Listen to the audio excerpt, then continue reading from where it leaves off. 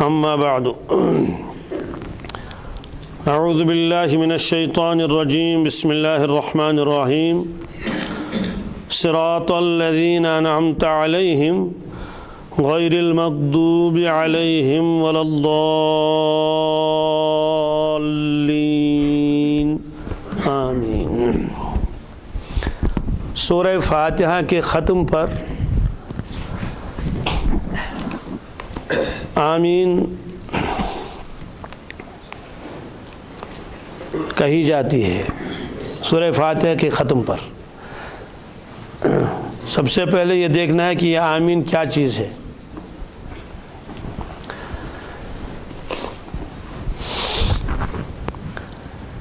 عربی کے کلمات میں جو بھی کلمہ آپ زبان سے نکالیں گے، جو بھی لفظ آپ زبان سے نکالیں گے، یا تو وہ اسم ہوگا، یا تو وہ فعل ہوگا، یا تو وہ حرف ہوگا۔ اسم اس کو کہتے ہیں جو مستقل معنی رکھتا ہو اور اس میں زمانہ نہ ہو، اپنا معنی خود بتاتا ہے اور اس میں زمانہ نہیں، جیسے مسجد المعنی مسجد، کتاب المعنی کتاب، بیت المعنی گھر، ارض المعنی زمین، شمس المعنی سورج، قمر المعنی چاند۔ ان تمام کلمات کے اندر معنی تو ہوتے ہیں لیکن زمانہ ان میں نہیں ہوتا ہے۔ تو یہ اسم کی تعریف کی ہے۔ اسم ایک ایسا لفظ ہے جو اپنا معنی خود بتائے اور تینوں زمانوں میں سے کوئی زمانہ اس کے اندر نہ پایا جائے، یہ تعریف ہے اسم کی۔ فعل ایک ایسا کلمہ ہے کہ جو اپنا معنی بھی خود بتائے اور معنی کے ساتھ ساتھ تینوں زمانے میں سے کوئی نہ کوئی ایک زمانہ اس میں ضرور پایا جاتا ہو۔ جیسے آپ نے کہا کتبہ اس نے لکھا، شربہ اس نے پیا، قرأ اس نے پڑھا، یا قرأت میں نے پڑھا۔ اس میں تو ایک تو معنی اس نے بتائے پڑھنے کے، ساتھ ساتھ میں اس نے زمانے پر بھی دلالت کی کہ یہ کام گزشتہ زمانے میں ہو چکا ہے یا آئندہ ہوگا۔ مثلا اکتب میں لکھ لوں گا، اس کا مطلب یہ ہے کہ اس لفظ میں ایک تو معنی بھی آئے لکھنے کے اور دوسرا زمانے کی طرف بھی اشارہ ہو گیا کہ یہ کام آئندہ ہونے والا ہے، تو اس کو فعل کہتے ہیں۔ تو ایک ہوتا ہے اسم، ایک ہوتا ہے فعل، ایک ہے حرف۔ حرف کیا ہے؟ حرف مستقل معنی نہیں رکھتا ہے، زمانے سے بھی خالی، مستقل معنی بھی اس کے نہیں ہوتے ہیں، بلکہ وہ کام میں آتا ہے کہ وہ جوڑنے کے کام میں آتا ہے۔ جب تک اس کے ساتھ اور کوئی لفظ نہیں ملائیں گے تب تک وہ کامل معنی نہیں دیں گے۔ جیسے فی معنی میں، من معنی سے، کوئی آدمی کہے گا ذرا اس کے بھی تو معنی نکلے، فی معنی میں، من معنی سے، علی معنی پر، معنی لیے، کامل معنی نہیں۔ آپ نے کہا پر کس پر؟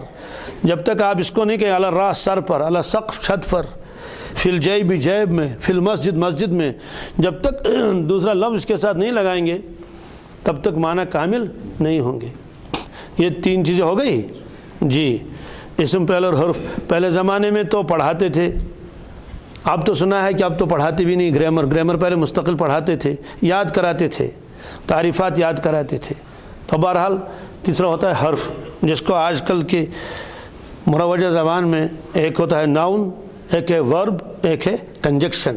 ناؤن کے معنی اسم کے آتے ہیں، ورب فعل کو کہتے ہیں اور کنجکشن حرف کو کہتے ہیں۔ تین چیزیں ہو گئی، لیکن عربی میں ایک اور لفظ آتا ہے، اسی لیے میں نے آپ کو یہ ذرا تمہید بتائی، اگرچہ تھوڑی علمی باتیں ہیں لیکن ظاہر سی بات ہے یہاں تو صاحب علم کا ہی مجمع ہے۔ عربی زبان میں ایک لفظ آتا ہے، اس کو اسم فعل کہتے ہیں۔ کیا؟ یہی مجھے سمجھانا تھا، اسم فعل۔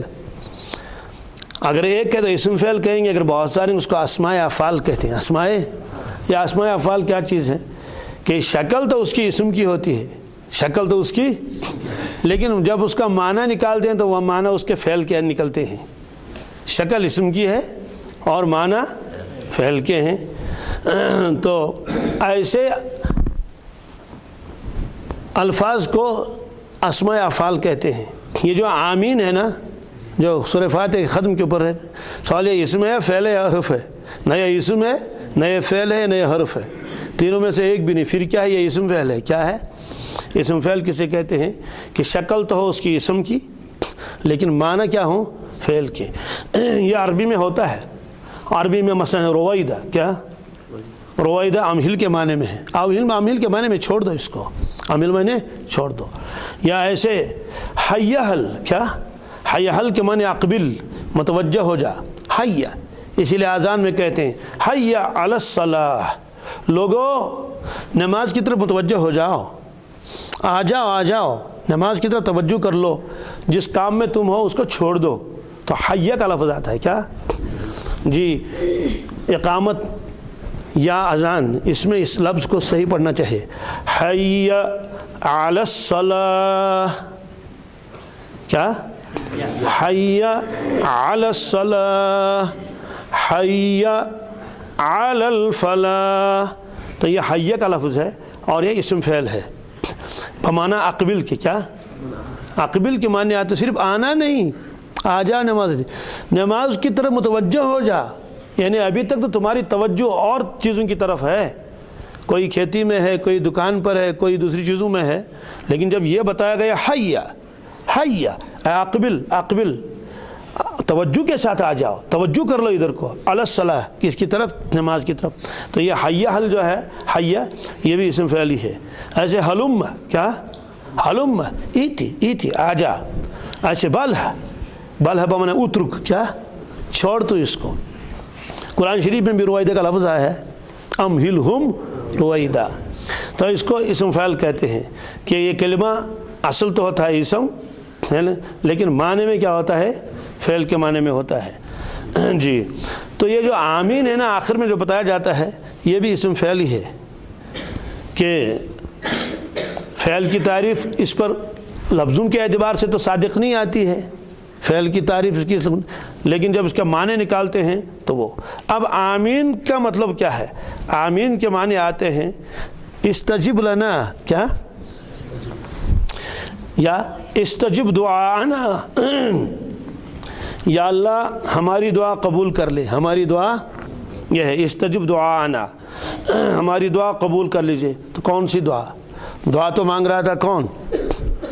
امام، یا خود ہی آپ دعا مانگ رہے تھے آخر میں آمین کر لیا؟ ایسے ہی استجب دعانا، استجب لنا یہ بھی، یا لا تخبب رجاءنا، ہمیں نامراد نہ کر، ہمیں نامراد، یہ بھی اس کا ترجمہ ہے۔ اور کذالک فلیکن، کذالک تو آمین کا ترجمہ نکالیں گے، کذالک فلیکن، اے اللہ ایسا ہی کر لے، اے اللہ یعنی جو مانگا گیا اسی طرح ہو، یا فلیکن کذالک، فلیکن یعنی جو مانگا یا اللہ وہ دے دیجئے۔ تو آمین کا مطلب یہی ہوتا ہے، آپ سمجھ گئے؟ آمین کا مطلب کیا ہے؟ یا اللہ قبول فرما، یعنی یہ جو مانگنے والے نے مانگا اس کو قبول کر لیجئے۔ آمین سورہ فاتحہ کا جز نہیں ہے، آمین سورہ فاتحہ کا جز اس لیے قرآن پاک میں لکھا بھی نہیں جاتا، ورنہ تو سورہ فاتحہ کے بعد تو آمین لکھنا چاہیے نا، نہیں لکھا جاتا ہے سورہ فاتحہ کے بعد آمین کو۔ کیوں نہیں لکھا جاتا ہے؟ تاکہ کوئی یہ نہ سمجھے یہ جز ہے۔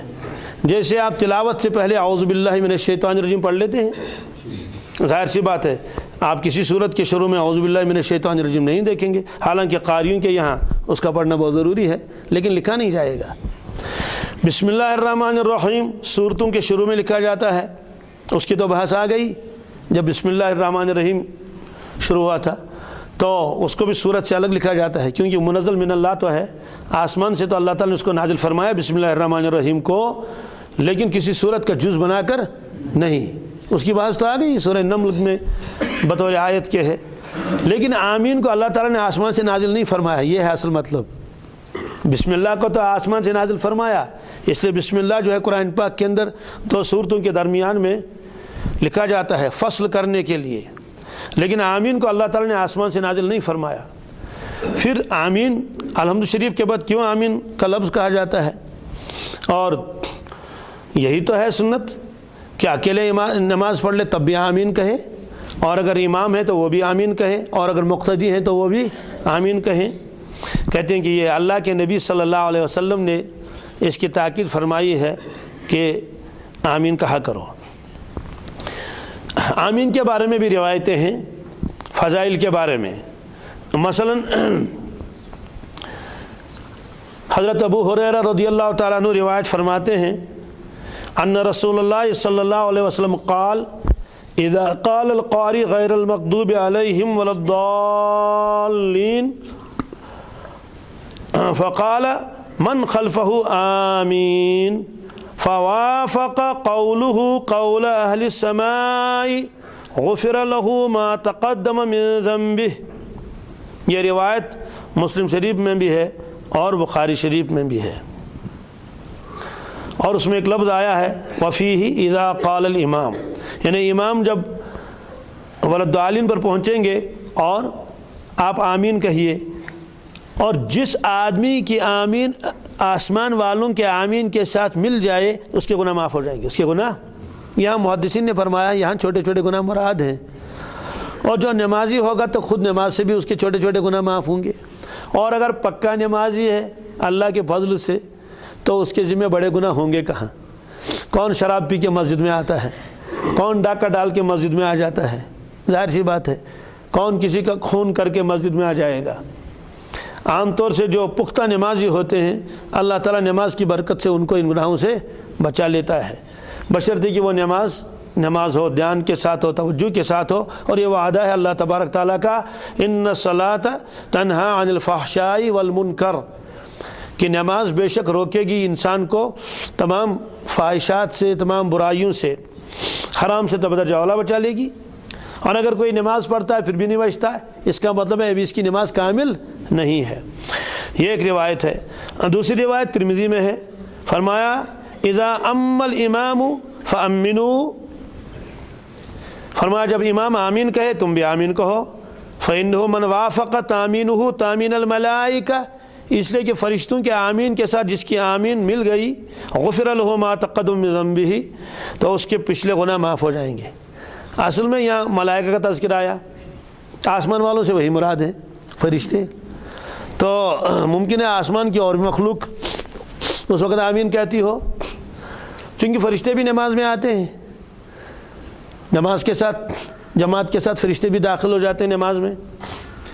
اسی طرح صالح جنات بھی، ایک حدیث پاک میں ہے کہ خطبہ جب شروع ہو جاتا ہے جمعہ کے دن، تب تک تو وہ فرشتے رجسٹر لے کر کھڑے رہتے ہیں اور نام لکھواتے ہیں کون کس وقت آ گیا، لیکن جب خطبہ شروع ہو جاتا ہے تو وہ اپنا رجسٹر بند کر کے وہ بھی خطبہ سننے میں مشغول ہو جاتے ہیں، حالانکہ ان پر خطبہ سننا فرض تو ہے ہی نہیں اور وہ مکلف ہے ہی نہیں، لیکن جب خطبہ شروع ہو جاتا ہے تو وہ بھی اس کو سن لیتے ہیں۔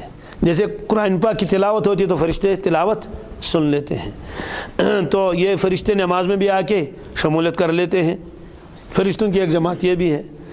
تو فرشتے نے بھی بغل میں آمین کہی اور آپ نے بھی آمین کر لی، اگر دونوں کی آمین مل گئی، ملنے کا مطلب یہ ہے کہ دونوں نے ایک ساتھ میں آمین کا لفظ کہہ دیا، تو فرمایا کہ اس آمین کرنے والے کے گناہ معاف ہو جائیں گے۔ تو معلوم یہ ہوا کہ ملائکہ بھی اس وقت کیا کرتے ہیں؟ آمین کر لیتے ہیں۔ تو یہ آمین کس کس کو کرنی ہے؟ یہ آمین جو ہے وہ اکیلے نماز پڑھ لے اس کے لیے بھی سنت ہے، اور اگر امام ہو اس کے لیے بھی سنت ہے، اور اگر مقتدی اس کے لیے بھی سنت ہے۔ یہاں تک تو آمین کی بحث ہوئی، سب لوگ کہتے ہیں، کسی کا اس میں انکار نہیں۔ آگے مسئلہ ہے اس آمین کو زور سے پڑھنا چاہیے یا آہستہ پڑھنا چاہیے، یہ اصل مسئلہ ہے۔ اس میں کیا ہے، بہت روایتیں ہیں جس میں تذکرہ ہے آہستہ پڑھنے کا، کس کا؟ آہستہ پڑھنے کا، اور ایک روایت ترمذی میں ہے اس میں زور سے پڑھنے کا تذکرہ ہے۔ اب میں وہ روایتیں آپ کو سنا لیتا ہوں۔ حضرت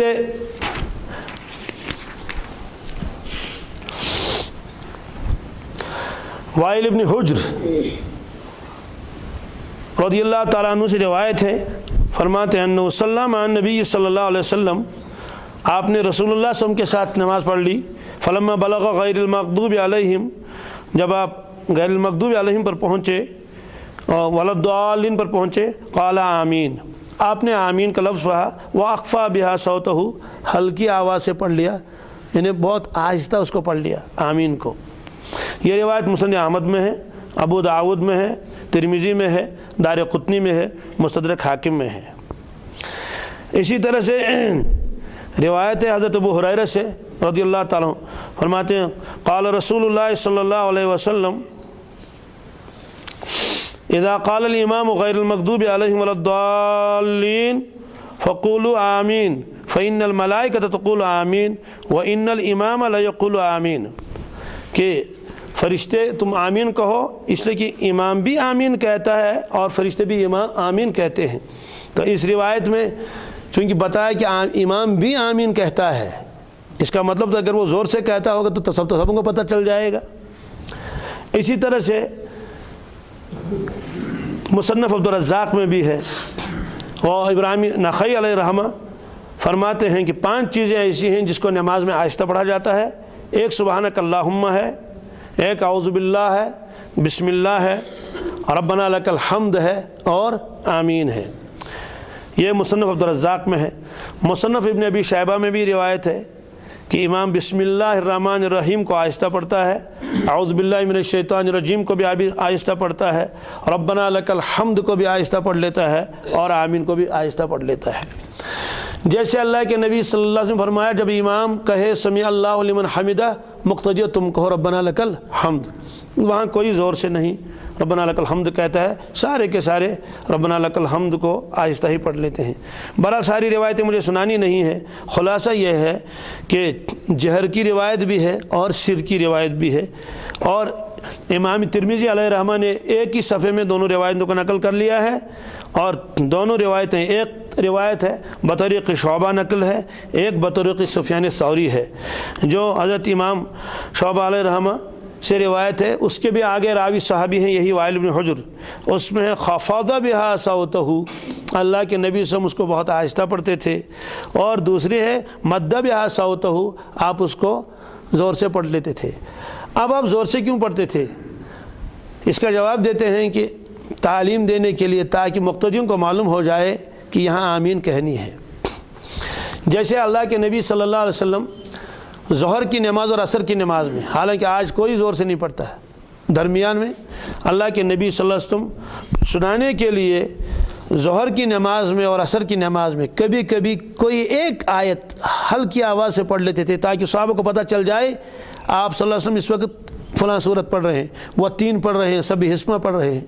लेकिन आज कोई इस पर अमल कर लेगा तो ज़ाहिर सी बात है, उसको कहेंगे इमाम साहब इस वक्त तो जहर करना नहीं है, आपने ज़ोर से क्यों एक आयत पढ़ ली। तो अल्लाह के नबी सल्लल्लाहु अलैहि वसल्लम ज़ोर से उस आयत को पढ़ते थे, ताकि मालूम हो जाए कि ये सूरत अल्लाह के नबी सल्लल्लाहु अलैहि वसल्लम ने फरमाई। अब सवाल ये है कि जायज़ दोनों हैं, बिल्कुल जायज़ दोनों हैं। इमाम अबू हनीफा रहमतुल्लाह, इमाम मालिक अलैहि रहमह के यहाँ सिर अफजल है। क्या है? देखो, जायज़ और नाजायज़ वाला मसला नहीं है, ये तो कम इल्मी है हमारी। हराम और हलाल वाला मसला नहीं है। जिसने चुपके से पढ़ लिया तो उसने हराम किया, नाजायज़ किया, गुनाहगार हो गया। जिसने ज़ोर से पढ़ लिया उसने नाजायज़ किया, वो हराम हो गया, गुनाहगार हो गया। बिल्कुल ऐसा नहीं है, क्योंकि जो चीज़ें दोनों साबित हों हदीस से, तो उसमें दूसरे फरीक को तान नहीं करना चाहिए। इसलिए जो लोग ज़ोर से पढ़ते हैं उनको आहिस्ता पढ़ने वालों पर तान नहीं करना चाहिए, और जो लोग ज़ोर से पढ़ते तो आहिस्ता वाले उन पर तान नहीं करना चाहिए। ये हमारे असलाफ का ये मिजाज नहीं था जो मिजाज हमारा है। इसलिए फरमाया कि जायज़ तो दोनों तरह है, जायज़ तो, लेकिन इमाम अबू हनीफा रहमतुल्लाह, इमाम मालिक के यहाँ आहिस्ता पढ़ना अफजल व बेहतर है, चूँकि ये दुआ है, और दुआ में अफजल ये है कि आहिस्ता ही पढ़ ले। उदऊ रब्बकुम तज़र्रुअन व खुफ़िया इज़ नादा रब्बहु निदान खफ़िया। ये बहुत सारी आयतें भी हैं और रिवायतें भी बहुत हैं। और जहर कौन कौन कर लेता है? इमाम शाफ़ी अलैहि रहमह और इमाम अहमद बिन हम्बल, उनके यहाँ जहर अफजल है। अफजल की बात है, यानी जायज़ नाजायज़ वाला मसला नहीं है, ये है। अब जहाँ रिवायतों में आता है मद्दा ब्याह सौतहू, वो भी तो रिवायत है, उसको आना फरमाते हैं मद्दा यमुद्दु माने खींचना, ज़ोर से पढ़ना नहीं, क्योंकि वहाँ मद्दा का लफ्ज़ आया, रफ़ा का लफ्ज़ नहीं आया है। इसे वो फरमाते हैं दोनों रिवायतें तो सिर पर ही दलालत करती हैं। जिसमें आया खफ़ज़ ब्याह सौतहू, आपने आवाज़ को पस्त कर लिया, और जिसमें मद्दा ब्याह सौतहू, उसमें मैंने आमीन को मुख्तसर नहीं किया, आमीन नहीं, आमीन, तो या को खींच लिया बहुत लंबा। अब सवाल है, चलो ठीक है, जहर भी जायज़, सिर भी जायज़। हम लोग चूँकि आनाफ हैं, हम लोग तो सिर ही पढ़ते हैं, लेकिन अगर जहर ही पढ़ेंगे तो कितना जहर पढ़ेंगे, ये असल मसला है ना। अब देखिए, आम हालात में जब आदमी दुआ मांगता है, चाहे इमाम दुआ मांगे, मतलब इमाम दुआ मांगता है रब्बना आतिना फिद दुनिया हसनतम व फिल आखिरति हसनतम व क़िना अज़ाबन नार, हम लोग कहते हैं आमीन, ये तो कहते हैं ना, इसी को तो जहर कहेंगे ना, तो आमीन। تو اگر امام پڑھ رہا ہے اور پیچھے سے کسی نے آمین کہا ہو گیا جہر یہی ہے۔ تو اس میں کیا کوتاہی ہوتی ہے، آپس میں جب ضد ہوتی ہے، اللہ تعالیٰ بچائے، تو ایک دوسرے کی ضد کی وجہ سے ایک آدمی مسجد میں یا 2 آدمی مسجد میں جہر کرنے والے ہوں گے، اتنے زور سے جہر کریں گے کہ جب تک باہر تک آواز نہیں جائے گی تب تک تسلی نہیں آئے گی۔ ظاہر سی بات اگر جہر بھی کرنا ہے تو اس سے بھی تو جہر ہوا، آمین، جہر تو ہو گیا۔ تو بعض مرتبہ دیکھا اتنے زور سے آدمی آمین کہتا ہے کہ بہت دور تک آواز جاتی ہے، اور بعض مسجدوں میں اب جھگڑے بھی ہو گئے، کہتے ہیں کہ حتیٰ چیزی بڑی کریک دیون اسے ونچ نیت یہ آج ستاون موجود بھی کرن۔ تو ظاہر سی بات ہے جس کی نیت ایسی ہو اس کو تو جہر سے آمین کرنے میں کوئی ثواب نہیں ملے گا۔ ہاں اگر وہ یہ کہتا ہے کہ بھائی آمین زور سے کہنی چاہیے تو اتنا آمین زور سے کر لے کہ اس کے کان بھی سن لے اور دائیں بائیں جو شخص ہو وہ بھی سن لے۔ اور جہاں اللہ کے نبی صلی اللہ علیہ وسلم نے زور سے آمین کہی ہے وہاں بھی لکھا ہے کہ پہلے صف والوں نے سن لی، کن نے؟ یعنی پہلے صف میں جو آس پاس آدمی ہیں وہاں تک آواز گئی، اور اللہ کے نبی صلی اللہ علیہ وسلم ظاہر سی بات ہے تو ویسے بھی زور سے نہیں بولتے تھے، تو اس لیے سر افضل ہے، اس نے ولدالین کہہ لیا اور آمین کہہ لیا۔ اور جہر اگر کوئی پڑھ لے گا، جہر بھی جائز ہے، تو جہر کے اندر ایک حد ہے۔ اب جب لڑائیاں جھگڑے ہوتے ہیں، انگریز کے زمانے میں بھی ایک مسجد میں لڑائی ہوئی، لڑائی کس پر ہوئی تھی؟ آمین پر، کہ ایک جماعت زور سے پڑھتی تھی، ایک آہستہ، مسجد ایک ہی تھی، اس میں جھگڑا ہو گیا، بہرحال آپس میں ہاتھا پائی بھی ہو گئی، اللہ تعالیٰ بچائے۔ تو انگریز جج کے پاس مسئلہ گیا، اس نے کہا بھائی جھگڑا کس پر ہے؟ اس نے سوچا شاید زمین پر جھگڑا ہو، شاید اور کوئی۔ انہوں نے کہا جناب آمین پر جھگڑا ہے۔ اس نے کہا وہ کیا ہوتا ہے، آمین پر کیا جھگڑا ہے؟ تو اس کو پہلے سمجھایا گیا مسئلہ کہ ایک ہوتا ہے آمین بالسر، ایک ہے آمین بالجہر۔ تو اس نے کہا لیکن یہ والی کون سی آمین ہے جس پر آپ نے آپس میں سر پھٹول کیا؟ تو کوئی شخص دونوں یہاں سے آمین بالقہر، سمجھا گے نا؟ تو اس نے کہا نہ یہ آمین بالسر ہے نہ یہ آمین بالجہر ہے، یہ تو آمین بالقہر ہے۔ قہر اٹھایا انہوں نے مسجد میں، تو ظاہر سی بات ہے یہ تو کم علمی ہے، یہ تو جہالت کی بات ہے۔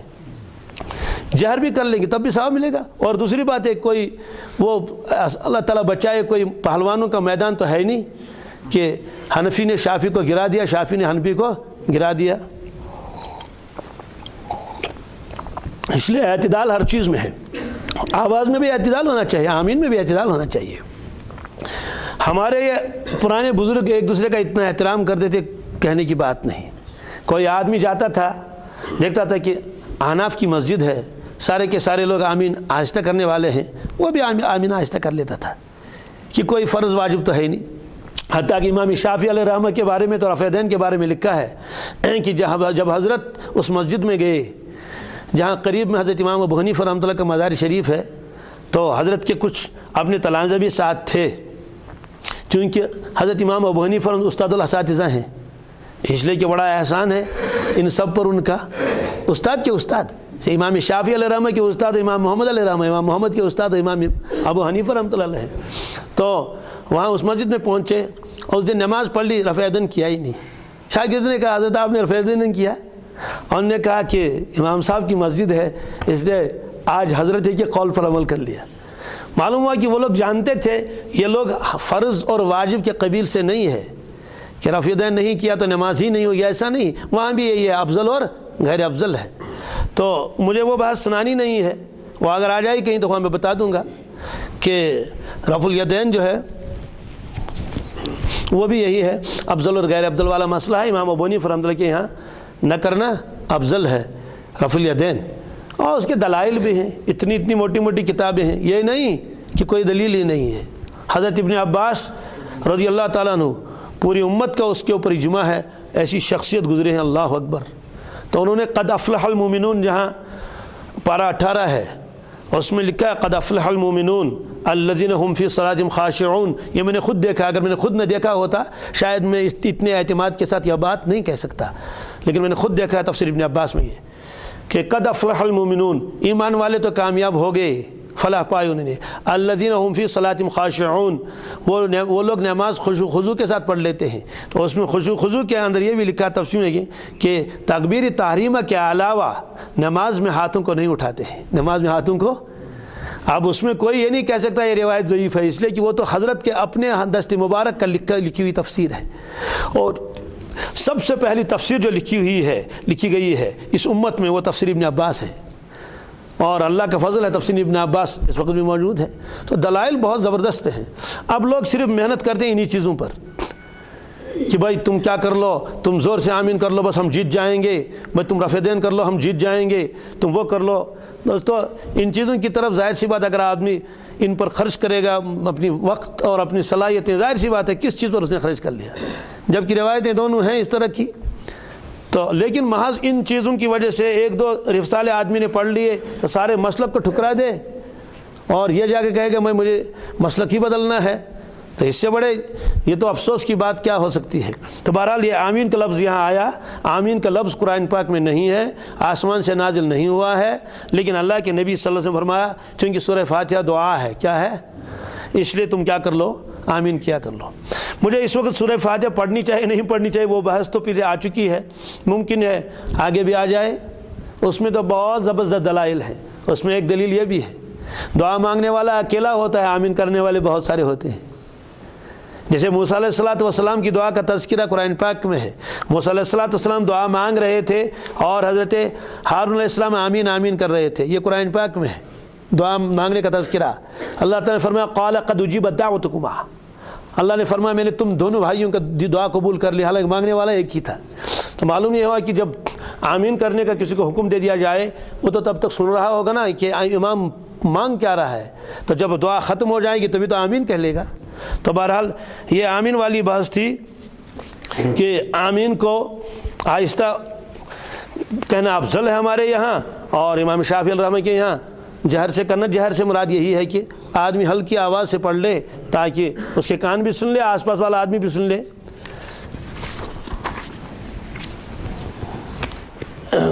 تو یہ سورہ فاتحہ یہاں آ کر مکمل ہو گئی. اب سورہ فاتحہ کا خلاصہ تو پھر آ جائے گا انشاءاللہ، لیکن آج میں کچھ اہم باتیں سورہ فاتحہ کے بارے میں عرض کر دوں گا، ان کا سننا ضروری ہے. وہ یہ ہے کہ سورہ فاتحہ کے اندر 5 چیزیں تو ہیں اللہ تبارک تعالیٰ کے صفات کے متعلق، اور 5 چیزیں ہیں بندوں کے متعلق. 5 چیزیں کیا ہیں اللہ تبارک تعالیٰ، 5 زبردست صفات کا تذکرہ ہے قرآن سورہ فاتحہ میں اللہ تبارک تعالیٰ کی صفات میں سے. ایک ہے الوہیت، کیا، معبود ہونا، یہ ایک ہے. نمبر 2 ہے ربوبیت، کیا، رب ہونا. اس کا تذکرہ تو آ گیا جب آپ نے الحمدللہ کہا نا، للہ میں وہ بحث آ گئی کہ اللہ تبارک تعالیٰ کے سوا اور کوئی معبود نہیں ہے، چونکہ رب کا لفظ آیا اس میں ربوبیت ہے. اس کے بعد آ گیا الرحمن الرحیم، ایک رحمانیت، کیا، رحیم رحیمیت. 4 ہو گئے. مالک یوم الدین مالکیت. تو یہ 5 زبردست صفات ہیں اللہ تبارک تعالیٰ کے، الوہیت، ربوبیت، رحمانیت، رحیمیت، مالکیت. 5 چیزیں بندوں کے متعلق ہیں. کن کے متعلق؟ کہ عبادت، استعانت، طلب ہدایت، طلب استقامت، طلب نعمت. طلب، چونکہ اس میں بندے نے اپنی عبادت کا بھی تذکرہ کیا اور استعانت کا بھی تذکرہ کیا اور ہدایت بھی طلب کر لی، استقامت بھی طلب کر لی، اور اللہ تعالیٰ سے نعمتیں بھی طلب کر لی کہ جن پر آپ نے فضل کیا ہے ویسا فضل مجھ پر بھی فرما لیجئے. وہ ترتیب یوں ہو گئی کہ ہم خاص تیری عبادت کرتے ہیں اس لیے کہ آپ ہمارے معبود ہیں، ہم صرف آپ ہی سے مدد مانگتے ہیں اس لیے کہ آپ ہمارے مستعان ہیں اور مربی ہیں، ہم آپ ہی سے ہدایت کی درخواست کرتے ہیں اس لیے کہ آپ رحمان ہیں، تیری مہربانی تو عام ہے، ہم آپ سے استقامت کی التجا کر لیتے ہیں اس لیے کہ آپ کی صفت رحیم ہے، ہمیں تو اس سے بڑی امیدیں وابستہ ہیں، ہم امیدوار ہیں، اور غضب اور گمراہی سے بچنے کی درخواست کرتے ہیں اس لیے کہ آپ تو مالک یوم الدین ہیں. اب یہ آمین کا لفظ کیا اور کسی زبان میں بھی ہے؟ انجیل میں آمین کا لفظ ہے. کس میں؟ انجیل کا آمین کا لفظ ہے، لیکن محققین فرماتے ہیں آمین کا لفظ سوائے اسلام کے اور کہیں نہیں. یہ اللہ کے نبی صلی اللہ علیہ وسلم نے سکھا دیا، لیکن بعد میں جب انجیل کا ترجمہ اس میں ہوا عربی زبان میں جب اس کا ترجمہ ہوا تو وہ لوگ اس کے آخر میں آمین لکھنے لگے. اس لیے جو انجیل عربی زبان میں لکھی گئی ہیں اس کے آخر میں آمین کا لفظ آیا ہے، اور وہ لوگ نماز میں پڑھ لیتے ہیں انجیل کی عبارت کو. وہ میں سناتا ہوں عربی میں بھی. انجیل میں وہ کیا عبارت ہے جس کو پڑھ لیتے ہیں نماز میں، کیونکہ نماز تو وہ بھی پڑھتے تھے. ابونا الذی فی السماوات، اس کا ترجمہ کیا ہے؟ اے ہمارے باپ جو آسمانوں میں ہیں. معلوم ہے کہ اصلی اللہ کا کلام ورنہ اللہ تعالیٰ یہ نہیں فرماتے ہیں کہ بندو مجھے کو ہے ہمارے باپ، تو باپ کسی کا بھی نہیں۔ ابونا الذی فی السماوات، اے ہمارے باپ جو آسمانوں میں ہے، آسمان پر ہے، لیتقدس اسمک، تیرا نام پاک ہو، تیرا نام، لتأتی ملوکتک، آپ کی بادشاہت آنی چاہیے، اب کیا آنی چاہیے؟ آپ کی بادشاہت آنی چاہیے۔ لتکن مشیتک کما فی السماء علی الارض، جیسے آپ کی بادشاہت آسمان میں ہے ایسے زمین پر بھی ہو، ایسے یہ وہ پڑھ لیتے ہیں نماز میں، خبزنا